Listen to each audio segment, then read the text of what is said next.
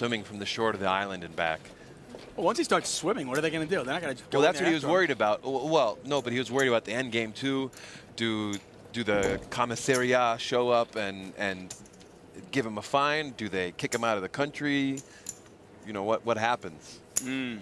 Tough. I mean, I know he wants to play the WPT over in Paris, so. Well, yeah. If there's a fear of getting kicked out of the country, maybe you don't want to do it. I could do it tonight. Well, and that's what we decided, was that the night time is probably the best time because you'd be less likely to be noticed. Makes sense.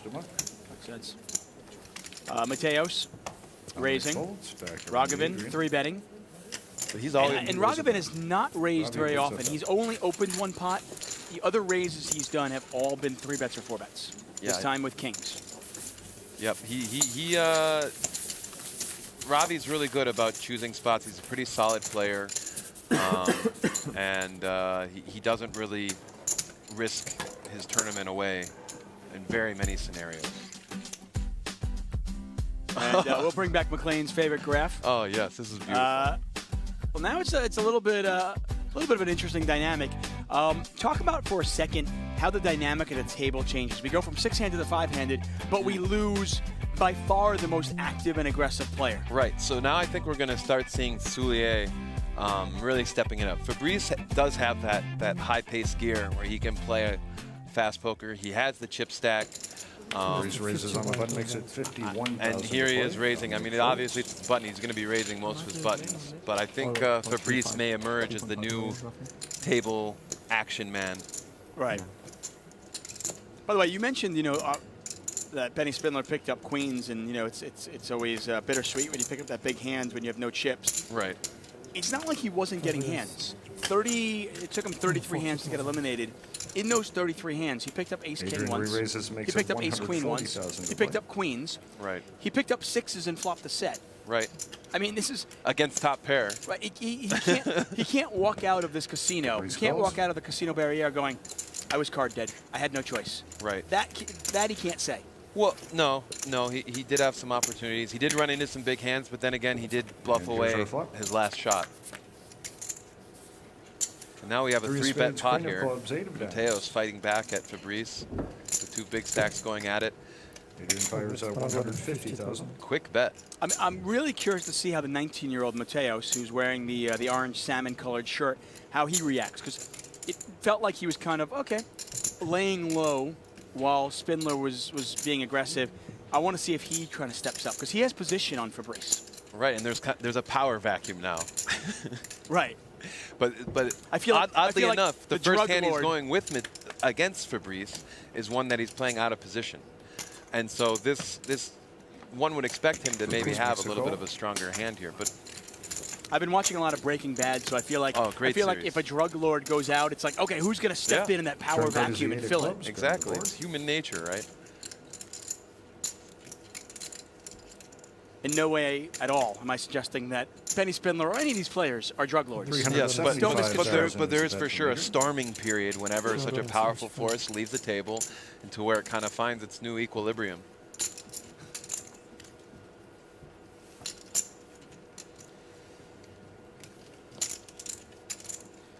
Mateos, second barrel, this time 375,000. Fabrice.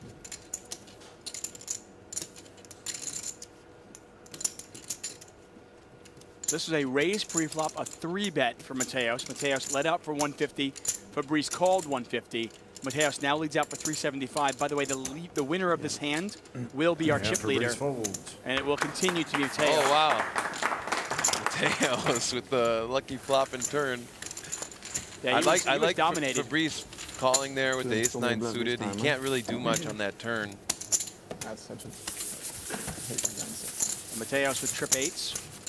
Fabrice with just ace high, forced to give it up. With a decent instinct, calling on that flop too. If Mateos is now going to start to step up the aggression and be raising hands out of position like 8-9 suited, on a queen 8-3 flop, he could have missed a lot, and the ace-9 could still be ahead. Let's say it's 3 queen 7, and he's ahead, and he also has the suited connectors dominated. I always feel like it's interesting how players. And it seems more apparent to me in live poker than in online, but I could be mistaken. how the players understand the shifting dynamics of a table. And just when Spindler goes out, sure enough, what happens? Mateos 3-bets light. It's the first time we've seen him 3-bet light. Right. At least what we see. $50,000. Maybe Fabrice picks that up, which is why he calls somewhat light with only ace-9 of spades and actually takes one off. It just, to me, that's so intriguing, and it's what I love about poker, how Mateo, you can almost feel it. I mean, once Spindler went down to 136,000, Mateos, he raises with king 10, he calls off. Okay, now he's going to 3-bet with 8-9. Right. Now he's in there again. This time he's calling the raise. Check. Should check from Adrian. Mateos up to 4 million chips. There's about a little bit over 11 million chips in play, so Mateos has more than 1/3 of the chips in play. Yeah, and he's had a lot of chips throughout a lot of this tournament, from my understanding. He was a massive chip leader for a long time leading up to the final table. So he's probably played pretty smart to not have to have given all those away. Yeah, you might not, I mean, a lot of people might not have heard of him. He's only 19 years old. He's looking to become the second youngest World Series of Poker bracelet winner ever. Annette Oberstad won the main event a few years ago. So you might not have heard of him, but at 19 years old, he already has 300,000 in live earnings. It's impressive. Dominic has not even looked at the card. Dominic's one of the other younger players who has accomplished a lot at a very green age. Nietzsche still has not looked at the card. Now he sees it, and it's an interesting card to say the least. 175,000. 10 of hearts on the river. Dominic really trying to get a read, giving the stare down. Mateos does look a little uncomfortable here. He loves to stare at people. He did this with Fabrice earlier. Are you like a live guy? Like you like to read players and stare at them? Sometimes, yeah. I definitely think there are. Adrian shows an ace of clubs, 7 of diamonds. You can get a read. Yeah, see, and Mateos, I think, gave some away there. 2 pair queens in. Jackson will win that part. Dominic is he's a World Series of Poker bracelet winner. He's won a WPT event. Yeah, the Cyprus event. Small straight. Very good player. His 8-kicker also made a straight bet. Yeah, Dominic is definitely a student of the game. He's a very competent player and just has a lot of experience, both online and live. He is a true worker. He's going to kill you. Well, some guys. Yeah.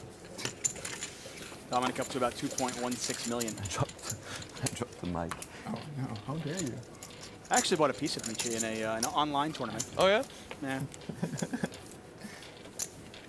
He was selling a little, and I thought that was a good investment. Reese is under the gun here. Yeah, you know, it's good to have a wide portfolio of investments in life. So if you find a good one, whether it's a poker player, a stock, or there aren't many good investments in poker, but I thought that was a decent one. I disagree. I think there are a lot of good investments. There's just also a lot of really bad ones, but there are plenty of good ones out there. Makes it 135,000 to play. Fabrice raises.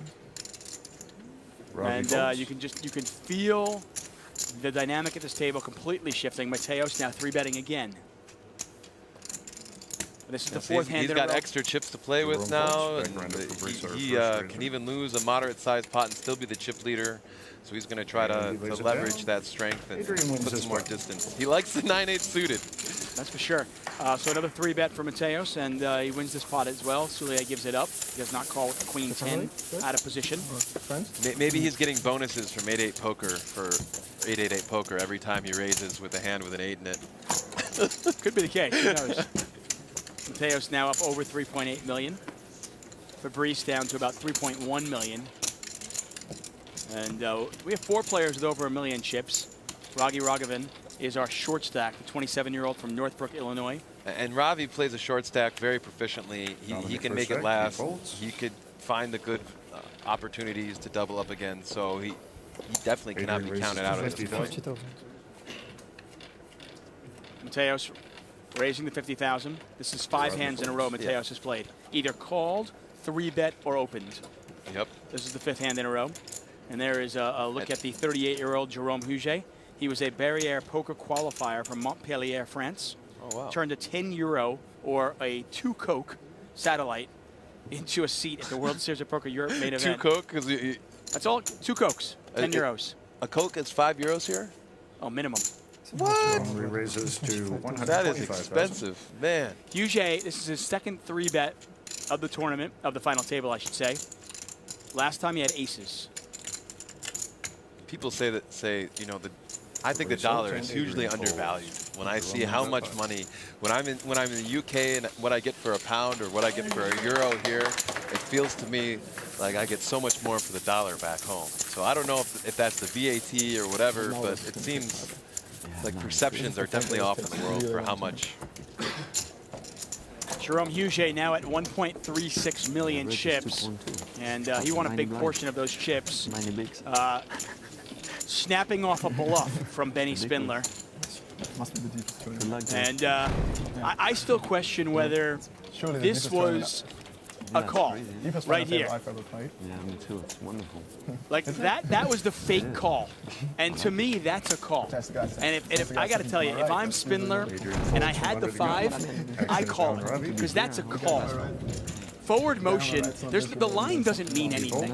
Well, there isn't even a line. There isn't even a line. Yes, I think that you could definitely make an argument that that was forward motion, but players oftentimes flirt with this, and it's really something that I would like to see the floor and dealers take a more firm stance on when players do that kind of motion, because I do think there's some angle shooting and trying to get reads off of people when you're faking. Well, and that's the whole point of it is, to me, at the end of the day, we have to protect the amateur. We have to protect the guy who comes in. And the integrity of the game. And, well, of course, the integrity of the game, but the last thing I want is a pro taking advantage of somebody who's just coming into the casino for the first time. Interestingly enough, that was an amateur doing it against a pro, and I don't think Huget was doing it for any reason except like, I don't think so should I call, either. should I not? I don't think it was malicious. That said, Robbie is under the gun. that's, to me, that is 100% a call. Jerome Mux. I mean, it wasn't even like sort of close. He grabbed all his chips, moved them forward a good ½ an inch, and then stopped. Well, or centimeter. Whatever it was, right. Oh, I did say it right. A centimeter. We are in Europe. I should... He checks his option. We're going to see. Yeah, and I agree with you, David. I think that could have easily been ruled a call. And I agree with you also that I don't think he had any malicious intent. I think that when he had made the bet of 100,000, that he was pretty sure that he was going to call off. He just had to kind of summon the courage, and he might have had a second where he was looking over the precipice and just saying, "Oh, am I sure?" But then he thought through it and made the right decision. Precipice, I like that. That might be the first time that word has ever been used in a commentary booth while we're doing commentary of poker. There's a look at Dominic Nietzsche.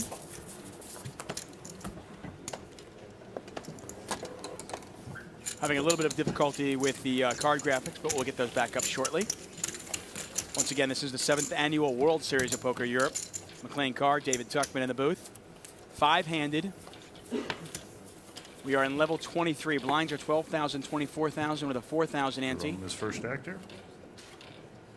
And this is one of those situations where, and I said it to a couple of our staff, I said, if Benny Spindler gets a lot of chips, we could be here for 4 hours.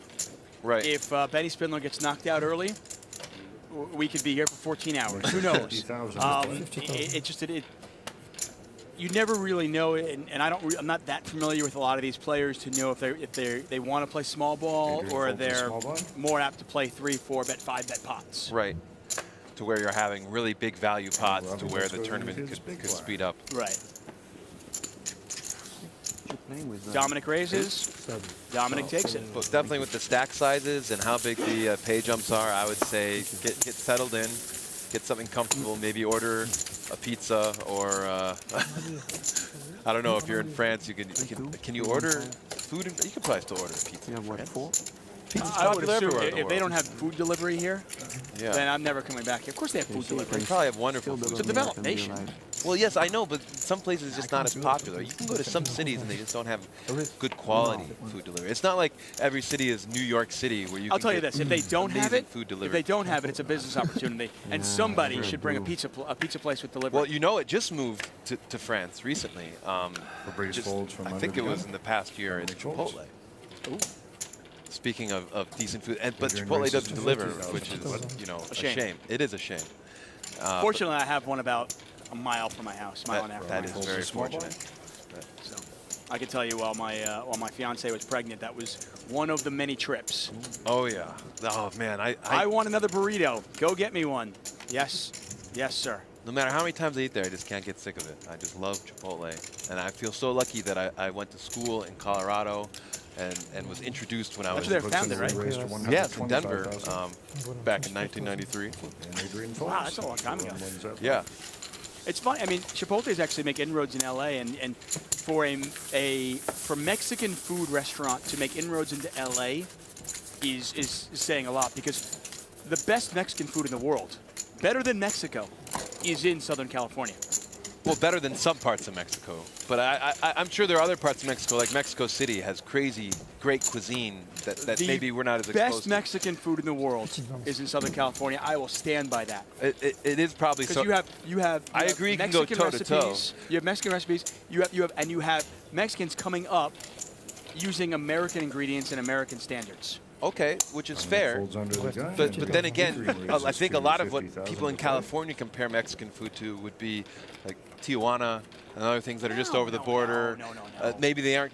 Mexico City is the most populated city in the world. I have a lovely cleaning lady that cooks for us once a week. Okay. That cooks authentic Mexican food. Yeah, and I'm sure it's awesome. I'd put that up against anything in the world. Wow, you really have a what a multi-talented cleaning lady. You are a lucky she's amazing. Man. She's amazing, and she can make my kid not cry. Yeah, I love her.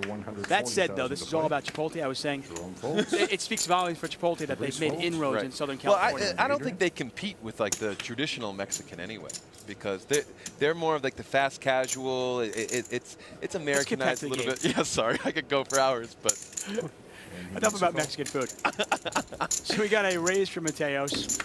A 3-bet from Raghu Raghavan, the 27-year-old with the black hat. Mateos with his eyes on him as he calls the 3-bet.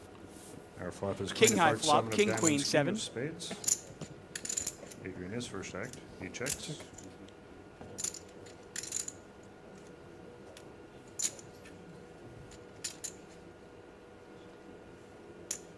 Card graphics are back. Yeah, Spindler's still out. Time here.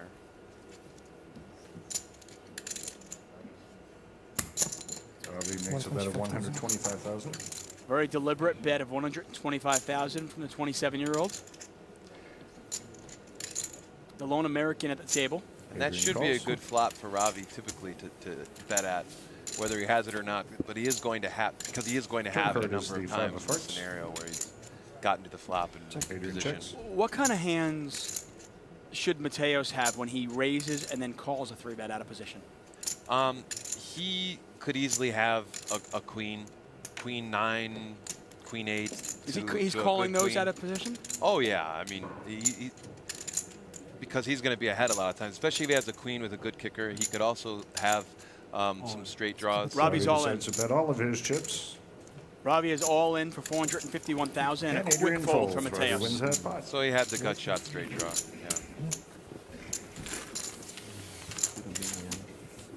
Yeah. I mean, is Raghavan deep enough? Probably not. Profitably call that from out of position with 10-9? No, not for the gut shot baby end of the straight. Mateos is just maybe getting a little over exuberant and playing his rush. He's been involved in a lot of pots, and he's hopefully looking to take a little more there. But I think as a chip leader, this is one of the mistakes that a lot of chip leaders make, that it is actually in his advantage to have a short stack that is not chipping up, because then the other players are going to play much closer to the vest and try not to bust, because they're waiting for the short guy to bust because of the big pay jump. And so as the chip leader, he should not be trying to give Ravi chips over anyone else. Especially that Ravi's on his left. Well, yeah, even more so. And so you just kind of have to let the short guy on your left take a little bit sometimes, but you don't want to give him a lot. You don't want to let him get back into the fray, because that's going to make the other guys have to start playing riskily again. Whereas if they can wait for this guy to conceivably bust before them, then you can put a lot more pressure on them and pick up a lot more intermediate and small pots. Mateos raises. Huget calls. He lays down his small blind. But that's one of those things where a lot of inexperienced players don't have experience with the end game. They may have a lot of experience playing the beginning of poker tournaments, you know, middle and late stages, but when it gets down to just a few-handed and you have to close and you're trying to get the win, you have to think about these tiny other little dynamics. Flop is ace high, 2 clubs out there. Mateos bets 50,000. Huget calls at 50,000. Pot is 256. Turns the king of spades. We can all play poker. You know, we can all play as many poker tournaments as we want. But how do you get that experience? I mean, when you sit down at your first final table, when you got down to 5-handed, was it just a learning process for you? I mean, how do you get that experience? Well, for me, getting that experience was playing a lot of small tournaments, little small buy-in tournaments, playing a lot online, playing a lot of online multi-table sit-and-goes or just regular sit-and-goes, to where you get down to just a few people and you have to close to try to win every time. And so, Mateos spends 140 into 256, and that's going to be enough to take it down.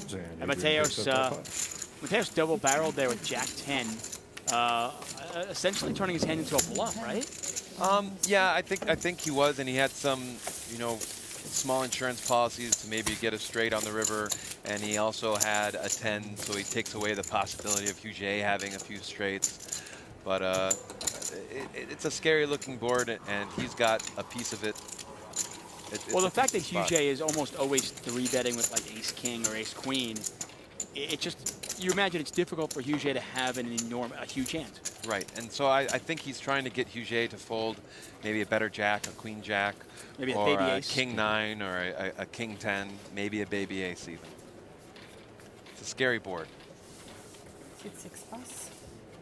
Robbie folds under the gun. It's funny when you talk about bluffing an inexperienced player.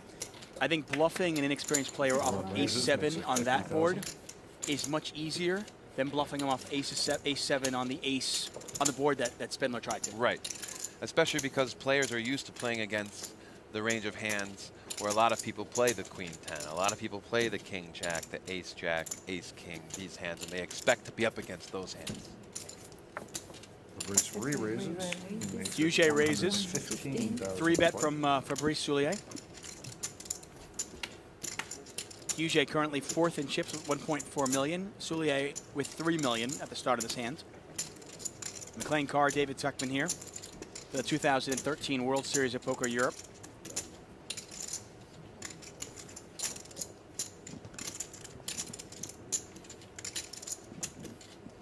Fabrice putting some of the pressure on on his countryman and amateur.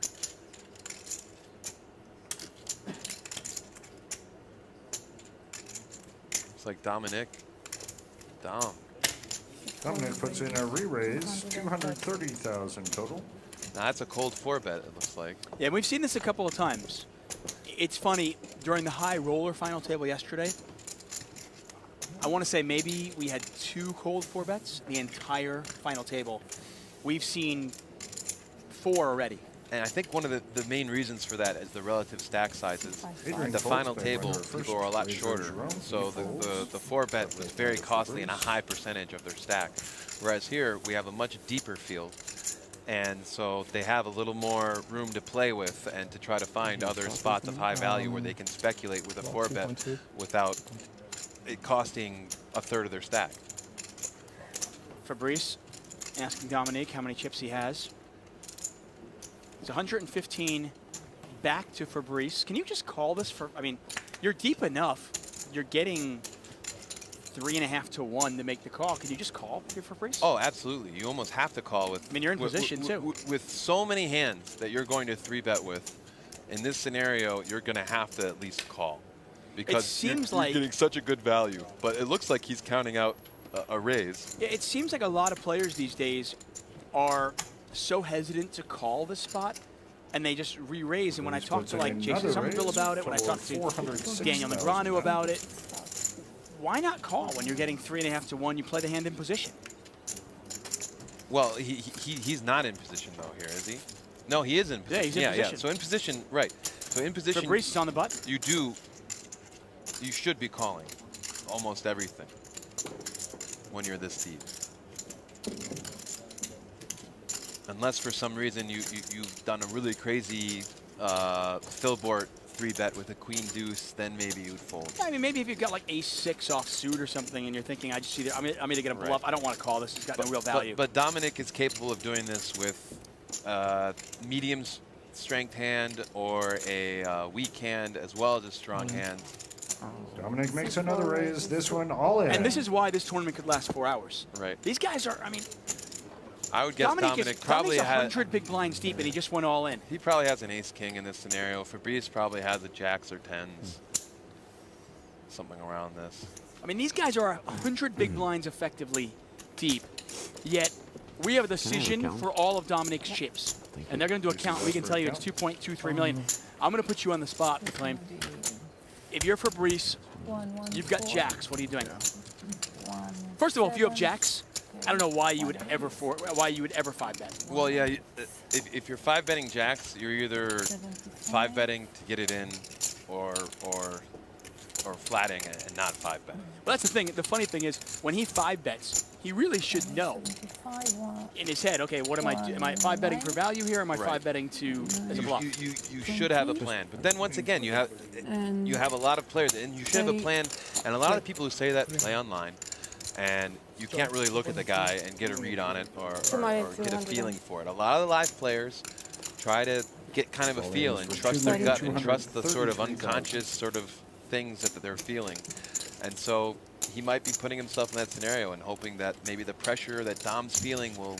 What do you do now if you're Fabrice and you've got jacks? I'd probably fold jacks because I have such a strong hand. It's not worth playing 100 big blinds. Dom is definitely capable of having aces or kings here. And queens? Are you folding queens too? I mean, queens and jacks are pretty much the same hand, right? Queens are a little bit stronger. Well, I mean, obviously. But yeah, you could justify folding queens as well. And Fabrice folds it.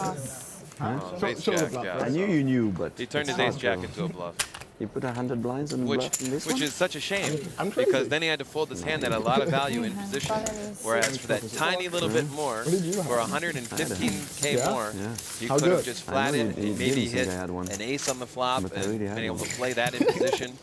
Or he could have hit 2 jacks, or maybe it could have even come king, queen, 10.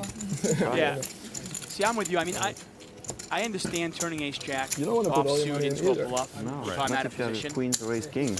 But if I'm in position and my opponent's giving me such a good price by 4 betting so light, I mean 4 betting so small bet size, why not just call? Yeah, and to expand on that even more, so we think about what Dominique's playing, right? So if he has a really strong hand, we have an advantage of flatting in position because we can maybe beat the strong hand. If he has a really weak hand, let's say like an ace 5 suited, then we have an advantage calling in position for the times we have him dominated, because ace jack can have some hands dominated. And so also, because you're in position for the few times when he has like an ace king or an ace queen, you can control the pot size a little bit more. So for all those reasons, it makes total sense to just flat there and not turn it into a bluff. So I agree with you that I think Fabrice had a little misstep there and took a hand with a lot of value and lost a lot of equity that could have been realized. Dominic raising the 50K. Dominic, by the way, now up to 2.7 million, currently in 2nd place. Fabrice slips into 3rd place. By the way, Joseph Shuffleberger says, in reference to Fabrice, I had no idea Aiden Quinn was such a good poker player. I didn't know that either. Fabrice looks like Aiden Quinn. Well, Fabrice Robbie, usually looks again. good. I could see Fabrice being cast in some movies sometimes. You French know. Aiden Quinn. Yeah. Why not? He's definitely got style. I like it. And carries himself well.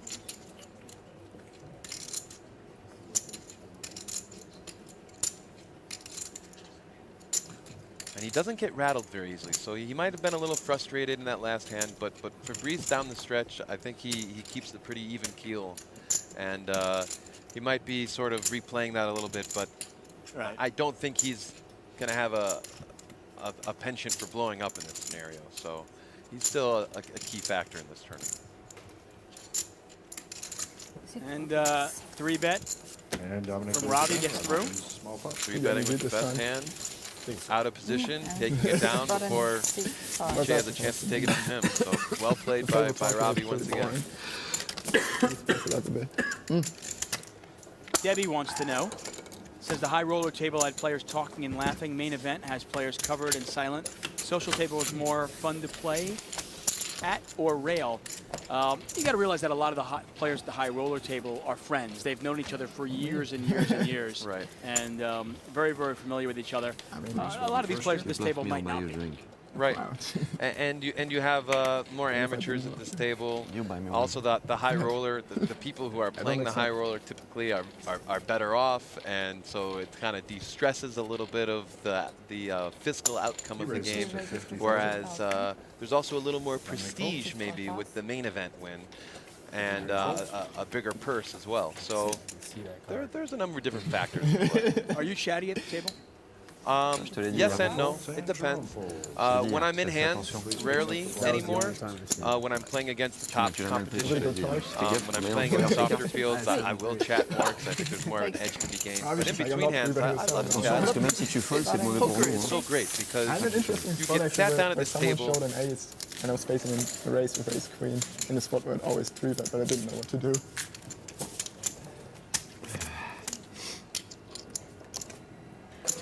Oh, no worries. But it's great because you're going to sit down at a table and you're going to meet people from all over the world, from really interesting different backgrounds, and it's a social game. And a lot of people come expecting to talk to those around them. And you can meet, you know, a guy who's come from Iran and become the dean of medicine at Mississippi University, or you can meet some other person who has come from another corner of the world and has some interesting story. If you play poker and you like to make money playing poker and you go to the casino a couple of days a week, I implore you, when you see somebody new sit down at the table, say hi, talk to them, find out where they're from, find out if they've got kids, what do they do for a living. Make sure they have a good time, you know? And first of all, you'll have a better time, they'll have a better time, and they're more likely to come back. And that's the first rule of poker. I mean, the reason why we all got into poker, and the reason why anyone does it, is because it's a fun diversion. If you're not having fun playing poker, you're probably doing something wrong. And so you should be having fun when you're at the table. And at least for me, part of what's fun is engaging the other people and having a fun social experience. Then again, I'm extremely extroverted. For some people, they might not feel as comfortable talking to everyone, and that's okay too. But I definitely think that being the first one to try to include people is usually a good rule. This is the 7th annual World Series of Poker Europe. 10,450 euros got you into this. Well, the only thing that's going to get you out is if you have all the chips, and that's over 11 million chips. Each one of these players playing for a bracelet and the €1 million first place prize. There's the 38-year-old who got into this tournament for just about 10 euros. Got into a satellite, and Shigshée going to raise on the button to 50K. Dominic's going to defend the big blind. What a fun road that must have been for him. Just so you get all those little intermediate wins, and the dream grows a little bit. And here he is at the final table. Wow, that's really incredible. If his wife and his kid are watching, I'm not sure if they're here or they're watching, but either way, if they are watching, welcome. Good luck to Jerome. He's had a great run already. There's a continuation bet from Jerome. I sometimes think pros make the mistake, or experienced players, I should say, make the mistake playing against amateurs where they think they have a bigger edge than they actually do. Oh, yeah. And they think they can outplay the amateur no matter what. Right. And they don't realize that sometimes the cards actually do matter. Oh, very frequently. Right. And that's kind of points to what you were saying earlier, that you have to be aware that in some instances in poker, people are going to have hands that are just too good. They're going to match up correctly. And there's no permutation of events where, oh, if I just raised on this street or raised on that street or check raised here, then I could have found a way to win. And some people think that there's some kind of code of moves where they could win every single hand against a certain player, and that's just not the case. River's the ace of clubs.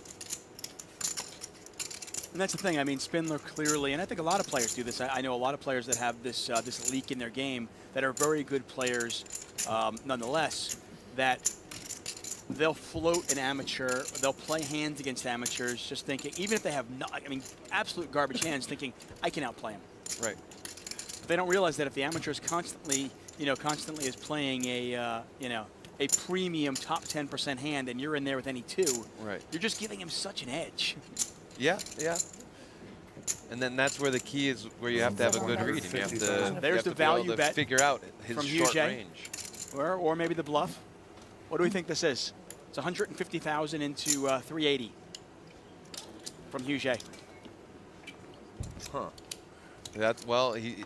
2 pair?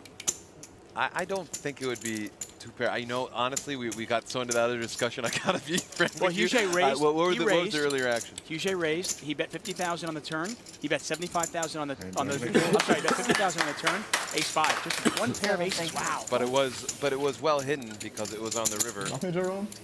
Yeah. I gotta tell you, that's just. Maybe. That's an interesting bet from Shigshээ. He bet 50,000 on the flop. He bet 75,000 on the turn.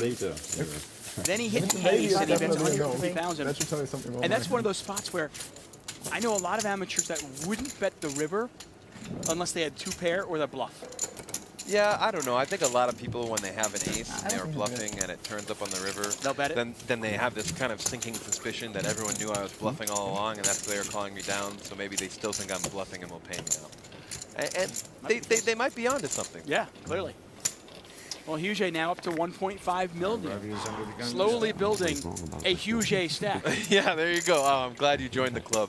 That's really terrific. He's more than doubled his chips today. Mateo's still our chip leader with 3.5 million. And Raghavin up over 1 million now. So all 5 players over 1 million chips. Yeah, and we'll probably see these chip stacks change a lot before this tournament's over too, because they are so deep. Average stack right around 2.3 million. Yeah, so still anyone's game. Well, I mean, we're talking about an average stack over 90 big blinds.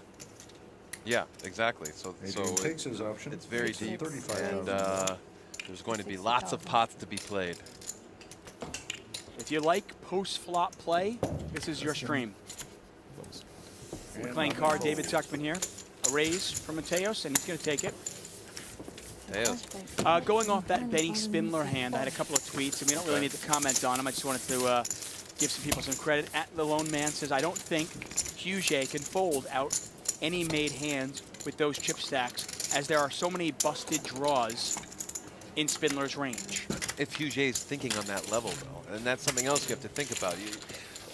That's another problem, that when these pros are trying to outwit an amateur, they sometimes put the burden of knowledge upon them and think, oh, they're going to interpret everything the way I would interpret it, or at least they will understand this game flow element. Whereas sometimes you're just playing against someone, they have top pair, and they're just calling. And they aren't thinking about what draws miss. They're thinking, I have a pair of aces. I'm not going anywhere. I'm supposed to win. As human beings, we tend to think, people think of along the same lines as we do. Right, and that's one of the real keys to success in poker, is to understand how other people interpret information, and to realize that just about no one interprets information the exact same way as you do, and which degree of information they're assimilating from what's going on. Fabrice Soulier raised to 51,000. Dominic makes the call. We all have our own reality, you know. You had Phil Locke here yesterday. His reality is one of my favorites. His reality is, it'd be an interesting road trip. I'm not sure if I want to live there. I could visit for a few hours, though. He's really intelligent. I think... no, he's very intelligent. I just don't know if I want to live in that reality. King 10-10, no suits. Fabrice first to speak. The Frenchman cutting out some chips, and those red chips are 25K each. The gray one's 5K.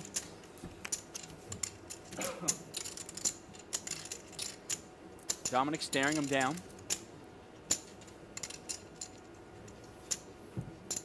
Dominic does not look like he's going away in this pot. He does, and he makes the call. Pot now 268. Turn card is the ace of hearts. I think that's a good card for Dominic, most likely. Dominic's probably flatting with ace jack, maybe ace queen type hands, king jacks, king queens. Fabrice checks. Action on Dominic.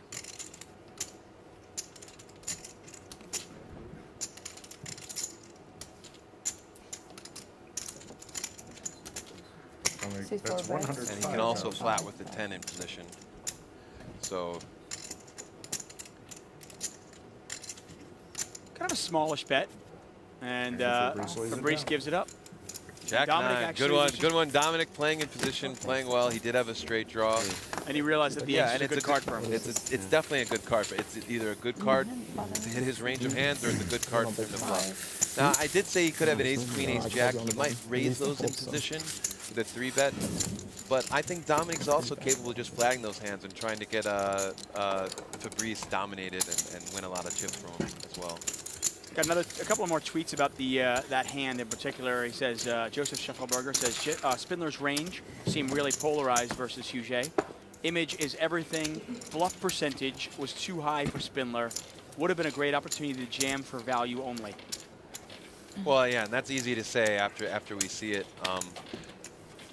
But I think and I do think he's onto something there. It was pretty clear that even though Huget took a little bit of time, he was pretty much committed to calling. Well, the only thing I can say off that is, was Spindler aware of what he looked like to what his perceived image was to Huget? Yes, I think Spindler is aware, but I think Spindler also just, and this is one of his strengths, but every once in a while it can kind of go against him as well, is that he has a plan and he sticks to the plan. And if his plan is to play with the amateur, flat on a scary board, flat again, it's with the intention that he's going to try to win the hand and not give up. Because if you're going to play that way and you're going to do it halfway, you're going to lose a lot of chips, but giving up a lot of times on rivers. And so he's in there with just the plan of saying, I'm going for it on the river because enough times these people fold. This apparently was not one of those times, and maybe he could give up there, but if he starts giving up there, maybe he gives up in a lot of other pots and ends up, then his whole suite of plays and aggressiveness might fall apart. So easy to second guess when he has when he finishes with two sixth place finishes in the APAC main event and then here at the main event, where you'd expect him to finish higher in both of those. Easy to second guess after the fact. Right, but he also has a lot of first places to go along with it too. So he also made the final table. Yeah. Mateos raises, Mateos takes it.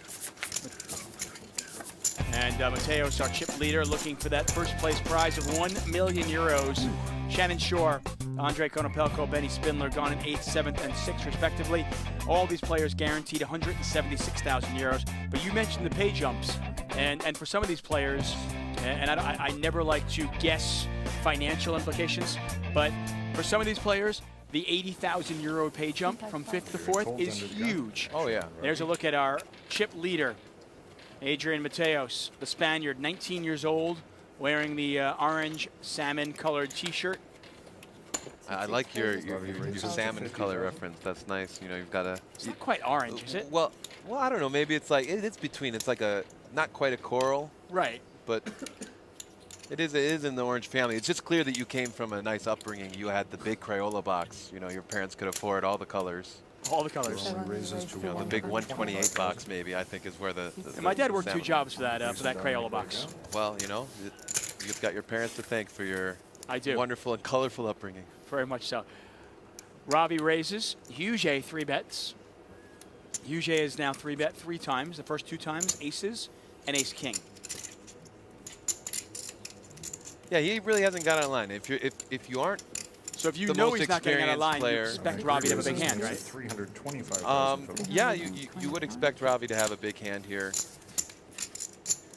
But then again, you can also say Huget is going to let you know right here if he has a really strong hand or not, because he'll just go all in if it's really strong, or he might fold or call, and then Ravi will know that he doesn't have a strong hand. And so Huget, a good spot. Clearly not having a strong hand, and you wonder if Raghavan picks something up, because Ravi, that's something I would not have expected, and give this guy a lot of credit, the 27-year-old from Illinois, pick something up. Yeah, he picks a lot of great spots. He picks something up there, and he does it with a hand that he's obviously going to pretty much snap fold, because the amateur is going to let him know pretty clearly on the next action where he stands. And so Ravi is following the raise tight 3-bet light perspective, where he's gotten a few 3-bets in without premium hands, and it's worked out well for him. Raghavan. He is part of that accomplished group of University of Illinois alumni turned poker pros. Faraz Jaka, Mohsen Sharania, Andy Seth, among others. Sunny Patel. Where is Mohsen? Mo should be in the booth with us. The most sensation. He's probably playing in Paris right now. I don't know. His girlfriend's here too, so maybe they're doing a romantic, date atop the Eiffel Tower as we speak. Whatever. I know Mo is listening. He should be here. Well, things have evened out a little bit on the bottom. Rogovin now with 1.2 million. Shigshээ with 1.3 million. Dominic again with the stare down.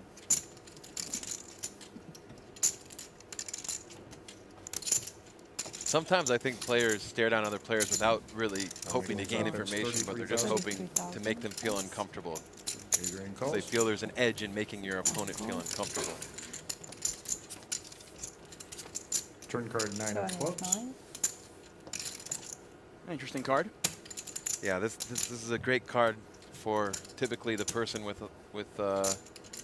position. So it's really hard to continue out of position when there's a 4-card straight on the board on the turn. You're gonna have to potentially call off 2 bets and it's a great spot for Mateos to easily pick it up. I've always been against wearing sunglasses at the table until now. If I'm at a final table with Dominic, I might wear them. Well, I don't know if Dominic is like I said, I don't know if he's picking up stuff, but maybe he did earlier. I mean, he's been making good decisions, but I think a large part of his staring down is just trying to make the guy feel uncomfortable too. Get him off his game. Dominic at 2.5 million, Mateos now at 3.7 million. And that's one of those spots where Mateos had a top and bottom pair where he had a decent amount of value, where it's kind of risky for him to bet there, because if Dom does have a really strong holding, he could potentially have to fold out a chance to boat up on the river or to just get the showdown with a hand that's likely going to win a lot of the time. So that's one of the few turns where maybe merging and betting a 2-pair 9-5 might not be optimal. 15 minutes left in level 23. Blinds will jump up to 15,000, 30,000 with a 5,000 ante. After that, players will go on a short break at the end of this level. Nietzsche raising the 50,000. Mateos calling. This is a button raise and a small blind call, something you don't see a ton of. Might be trying to set Ravi up for a good spot to squeeze, because he knows Ravi's been acting pre-flop. But Ravi's not going to take the bait. He folds. Pot's 144,000. Most likely he probably just has some sort of Broadway cards and wants to play with Dominic. Very dry board, queen high, queen 7 deuce.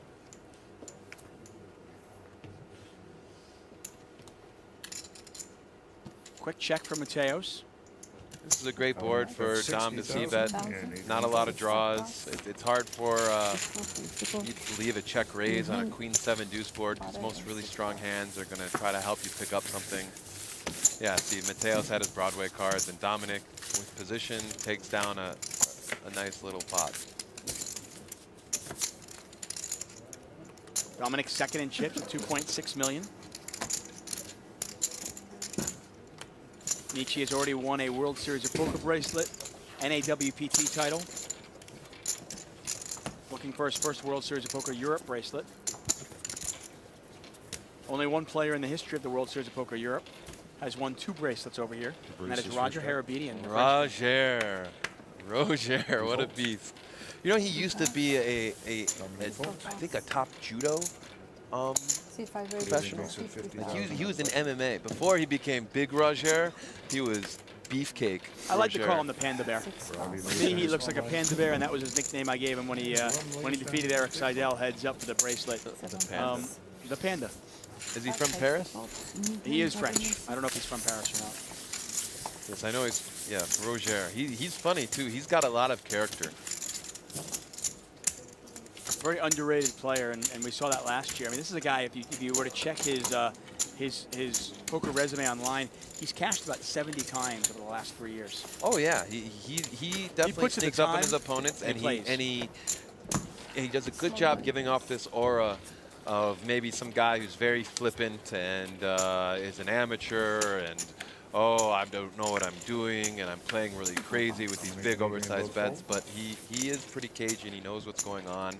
And people who don't know him so well often fall prey to his song and dance. I think one of the most underrated attributes you can have as a poker player is understanding what your image is, how people see you.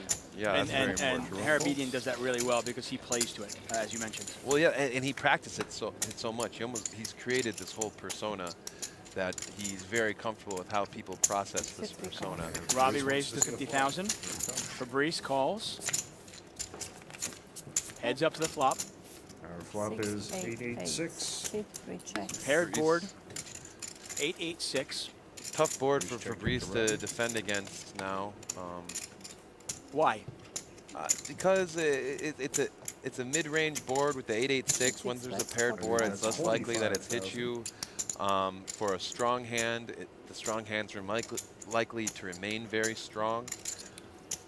And Ravi has been pretty tight with his opens and is likely to have the best hand now. Fabrice is going to makes it 95. see what comes. Oh, he's raising. Okay. Well, there's a check raise. Yeah. What kind of hand is he check raising with on an 8-8-6 board? He's probably check raising with some straight draws. Probably check raising with a pair of sixes. Might be check raising with just air because it's tough for Ravi to come along unless he is. Would he check raise with a hand Big like hand. 6-7? Oh yeah, I think Yeah. so. Robbie calls. Robbie calls.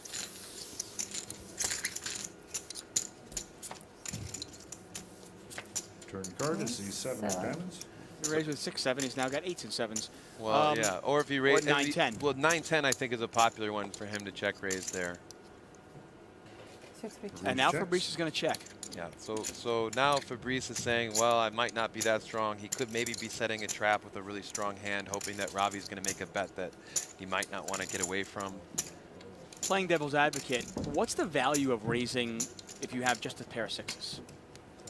Well, if Ravi doesn't have a made hand, let's say he has a ace-king or a king-queen, that if you go to multiple streets, there could be overcards that come, and then it's really hard to know if your sixes are good. So you're protecting your equity in the pot. You're protecting, you're protecting your equity. Basically, it's tough to play a pot out of position against someone who's so short stacked who can go all in later. Oh, Fabrice So had Ravi actually, had the wow. ninth. So he did. He took a small pair. It's likely to be ahead on that flop, and Ravi had the overs and hung around. So it's one of those spots where, I mean, Fabrice is, he's check raising there, not to get called by worse, although in this spot he actually did get called by worse. Right. He's check raising to protect his equity in the pot. Yeah, I believe that was his plan. And then, as you could see, when he got called, he was pretty much done with the hand. So he was trying to take it down there where he could conceivably be ahead of a lot of hands and not have to make those really difficult decisions when the pot gets bigger on later streets where it's hard to know if the fours are still good. Right. Going off what you said, that it's so hard to check raise on a board like that because you just don't have that many made hands. Couldn't Ravi just be, I mean, couldn't Ravi float with so much of his range and just take it away in the turn anyway? I mean, it turns out he made his hand, but what is it if Ravi had king-queen or ace-jack? He could. It's tough for Ravi to float as many because he is one of the shorter stacks. And so I think 10-9 is a better floating hand than king-queen because it does have the straight out, and all of a sudden he can beat an 8 for the time that Fabrice has the 8. But he also is probably thinking that Fabrice is going to slow play his 8s more. And so I do think he would end up flatting with a lot of hands, hoping for a decent turn. I mean, I guess that's where I was going. If you think your opponent's slow playing trip 8s or slow playing 6s full, then there just aren't that many value check raises there. Right. It's like, I'm like, if I flat with, not my entire range, but if I flat with a lot of my hands, if I'm Ravi, there just aren't going to be that many cards that come up on the turn that my opponent's going to like. Correct. And that's why I think it's a good one for Ravi to continue on as well. Most times the mid-paired boards when someone's defending. So going on the other side of it, is it a spot where if you're Fabrice, would you just check call with fours? No, I think it is better to check raise with the fours. I think Fabrice is fine to play it that way. When you're just check calling with the fours, what's your plan? Are you just going to check down the whole way regardless of what comes? Are you hoping that your opponent gives up? That's fine, but if you're going to check raise with the fours, then don't you also have to check raise when you have trip 8s? Yeah, I think that you probably should, and I think that's where a lot of people don't, and But it all depends on your Robbie's first opponent and what stage of the tournament it is. And is this someone who's going to go for a big bluff later on? Is this someone who likely has a really tight holding? It's so opponent specific. Do you, when you're playing poker, how aware are you of balancing your range? Well, it's something that's so much more important in cash games and online tournaments where you're playing a lot of hands and a lot of similar scenarios against similar opponents. 65,000. Whereas when you're playing live poker, you don't get as many hands. You're not with the same mix of people all the time. And so you don't have to be as balanced. You can be much more one-off. What is best in this individual scenario? But that being said, you're at a final table. You're 5-handed. You're going to be playing a lot of hands against these guys. You're very deep, so it does make sense to have some balance moves. Got a raise here from Mateos. Well, 1.2 million. But I would say in the earlier... I'm sorry. A raise from Ravi. More on that in a second. Mateos called. Mateos leads out for 65,000, and Ravi has raised to 175 on a king-high flop, 2 spades. Right. So Mateos leads into the pre-flop raiser. Right, and typically good players, when they raise, they're not looking to give up. I would guess Mateos has a really strong draw here and was trying to get it all in, hoping that he could 3-bet all in with a draw and get his equity in good.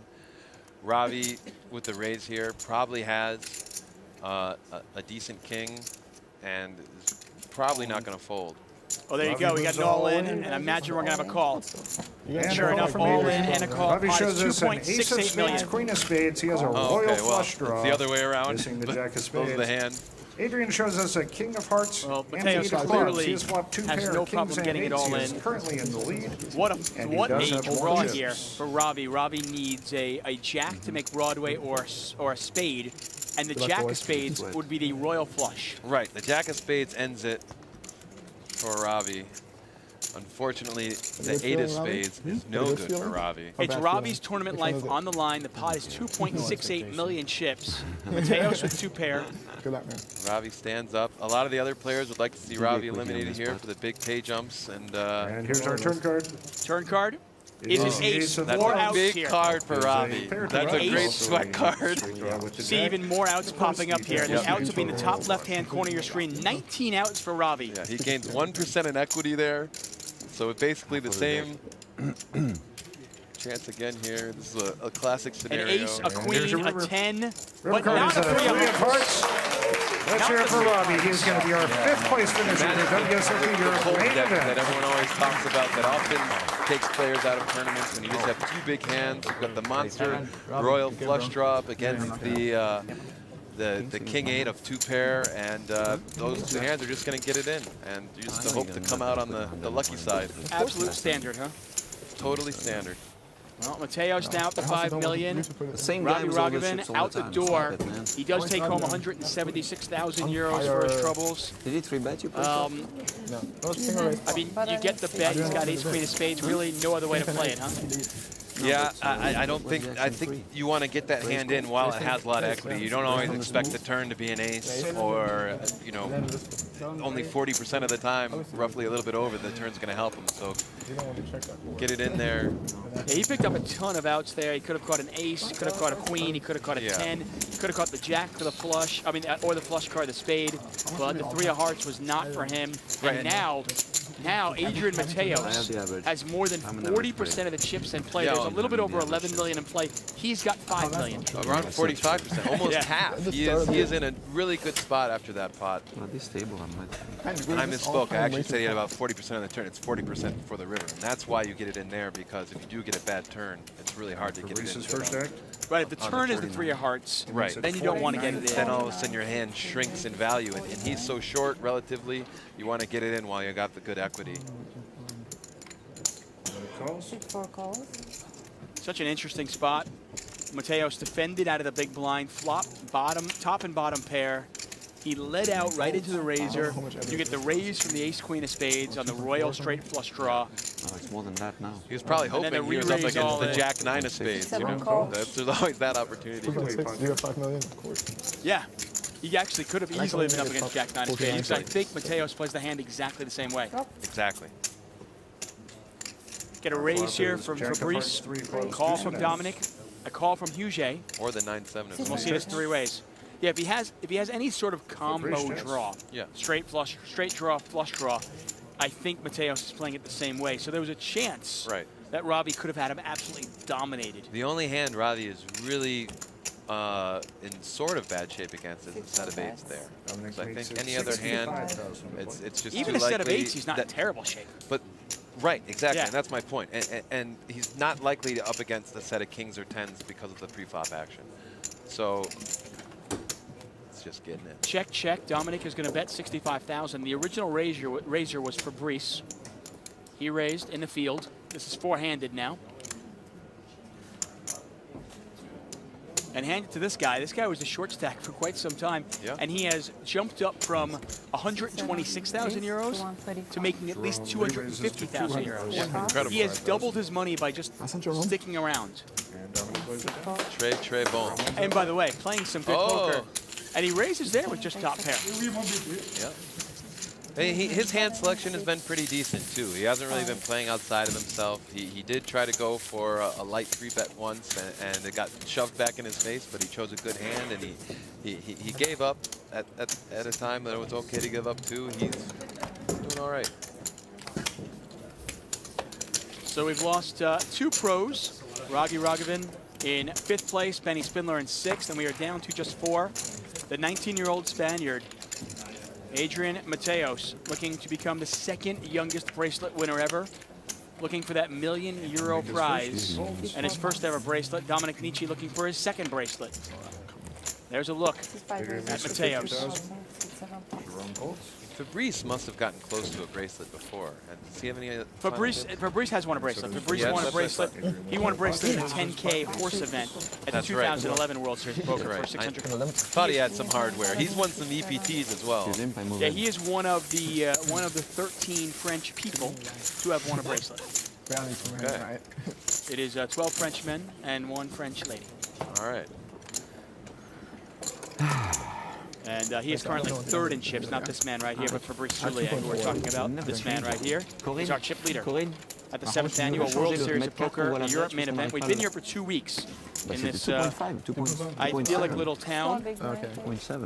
Beautiful lake. The weather's been pretty nice. They have a little rain every now and then, but for fall weather, it's been really nice. For late October in northern France, we have done very, very well. It's been pretty warm, and it's kind of typical fall weather. And I think we could have gotten some winter weather, so yeah, easily. I've enjoyed it.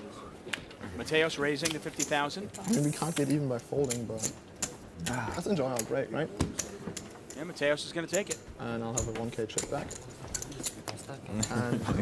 Adrian's going to take down the pot. Players are going to be on a 10-minute break. Really Please reset the clock to 10 cold minutes, please. Players are going to go on a break. So when we come back, the blinds will be 15,000, 30,000.